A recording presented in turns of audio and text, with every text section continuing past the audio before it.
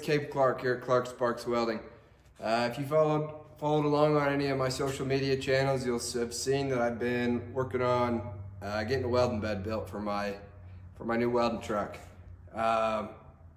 So the last couple days I've been working on getting the frame fit up, mounted, and then welded. I finally got that done today, got my spot for my machine put in.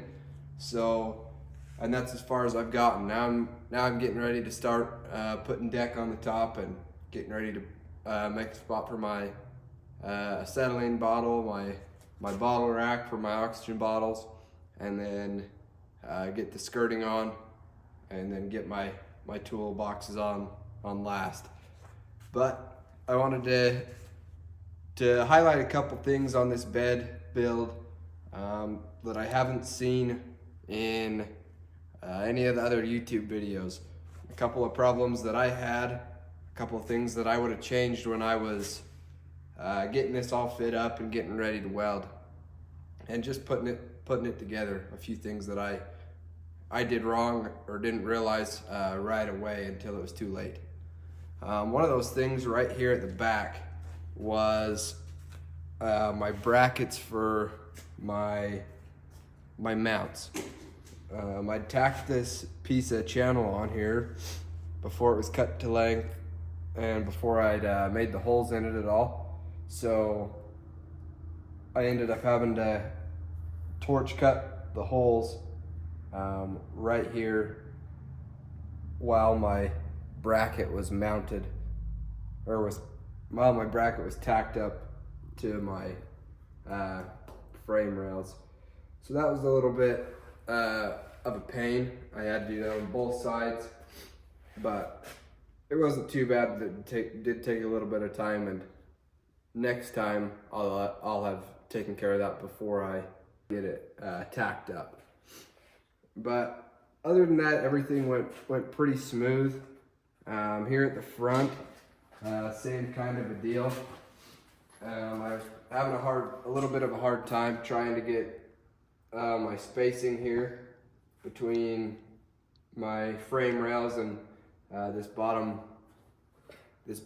bed mount. This one sits lower than the back ones, but I found out a piece of 2x2 square tubing fits perfectly in there, and that gives me the height that I need. And then as far as my mounting brackets, I just took some 3-inch C-channel, chopped one end off of it, and made almost like a little piece of angle, a little tab. And that got me far away enough from the channel, or from the square tubing, and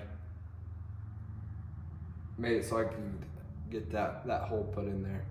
And I kind of just guessed on those. I didn't really pull any hard measurements. I just kind of went with what worked and then welded it up. But yeah, other than that, I mean, nothing too crazy, nothing that you guys haven't seen before. One problem that I've run into, that it's gonna put a little bit of a halt on me, is my fuel filler neck. I tried to shorten that up to get it to fit into my new bed dimensions, but I'm gonna have to go through and figure out a way to make that work, because my original idea didn't work, and so tomorrow we'll figure out what I need to do for that.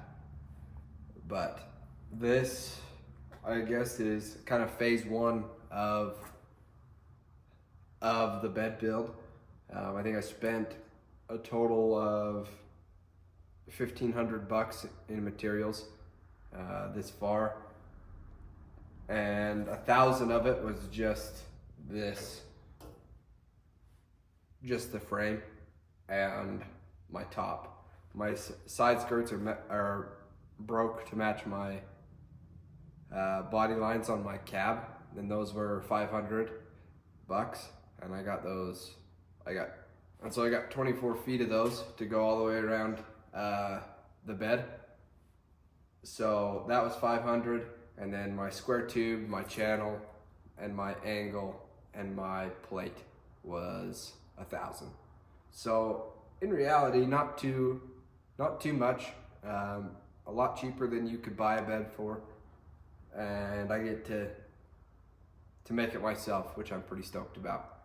But thanks for watching, guys, and stay tuned for the next part.